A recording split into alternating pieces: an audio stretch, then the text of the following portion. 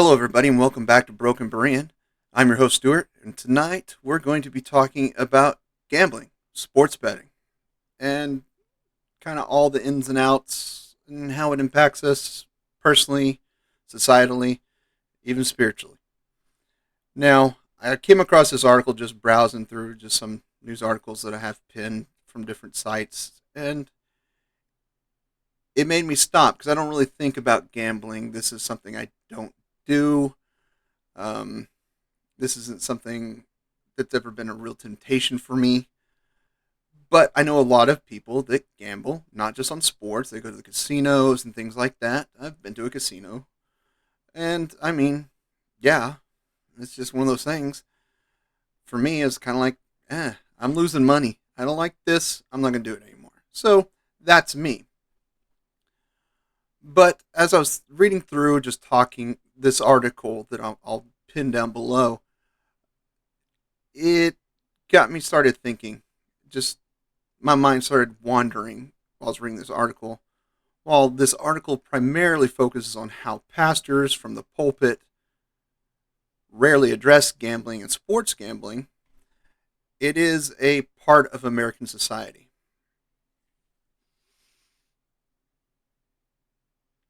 And it really didn't hit me till tonight that it can be a very dangerous part of society. Now, I will open myself up a little bit to explain certain things. I have been, I have many years of sobriety from alcohol, and I've sat in many recovery rooms and talked with many people struggling with the same issue I have for years. And one thing I've noticed is alcohol is never unaccompanied. Usually it's another drug, pornography, casual sex. But the number two thing that's always accompanied by alcohol, the most second most common, is gambling.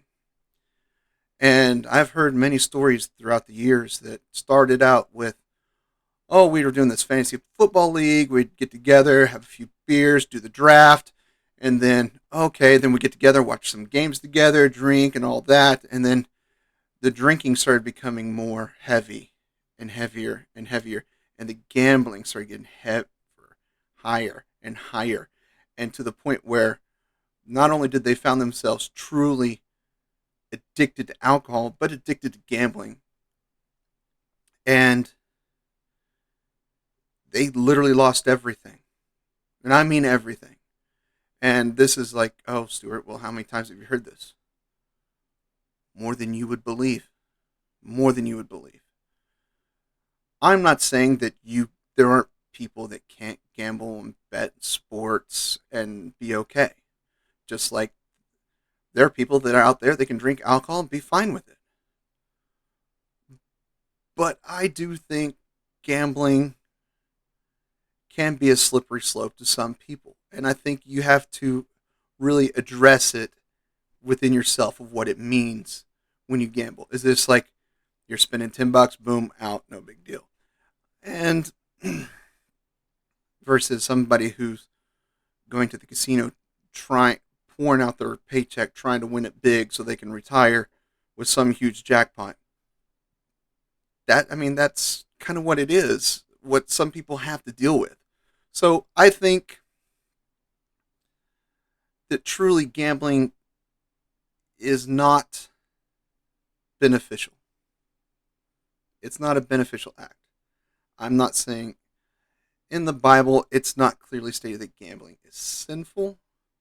It is most definitely alluded to that it is unwise and irresponsible to gamble for the sake of wealth and providing for your family. So that's one of those things that you should absolutely really consider when you think about gambling because and some people are like, well, it's not just this. And, pastors don't really speak about it from the pulpit much because they assume everyone knows. And that's a bad assumption as a pastor to say, oh, everyone knows not to gamble. Mm-mm. No. No, no, no, no. Some people need to hear it. And some people are like, well, how bad can it be? I know I could name right now 13 to 14 churches, one I'm not sure about, that regularly, as a church staff, do a March Madness competition, bracket competition. There's a prize at the end. I depends on which church, and none of these are specific to any denomination. The churches I know that do this on a regular basis span all the denominations. So it's not like it's just one or the other. It's kind of an American idea that we're just so ingrained that we bet on March Madness, we bet on the Super Bowl, we bet on this, and it's one of those things. I do believe that there are some people that can do it safely, but there are a lot of people out there that cannot. They'll get started, get into they'll get into gambling and get addicted, and they'll lose everything. And this only sparked because, Super Bowl is coming up this Sunday, and I'm going to do what I always do every Super Bowl for the last 20 or so years. I'm going to go to my favorite restaurant and be quietly enjoying a meal because there will be hardly anybody there. I will go to a movie, to a virtually empty theater, and enjoy a movie. This year, the re-release of Dune Part 1, this weekend. Yeah, that's what I'm seeing instead of watching the Super Bowl. So yeah, there are things you can do to avoid watching sports and gambling on sports that are out there. But you have to understand, as a society, gambling can lead to other addictions, or other addictions can lead to gambling. And this can be a slippery slope. And this could be a huge personal failure and a personal failing within you that you will have to address at some point in your life. I don't gamble, but I know people that do. I have friends that I know that gamble at the casino, but they don't lose their house, their home, their families to it. They go to have fun. A lot of people can do that. There's a lot of people that can't. So as a Christian, I'm coming at this from a perspective that this is so much of a gray area, even though I would say it's immoral or unethical. No, I wouldn't say either that. I'd definitely say it was 100% unwise to gamble with money. I mean, I really do.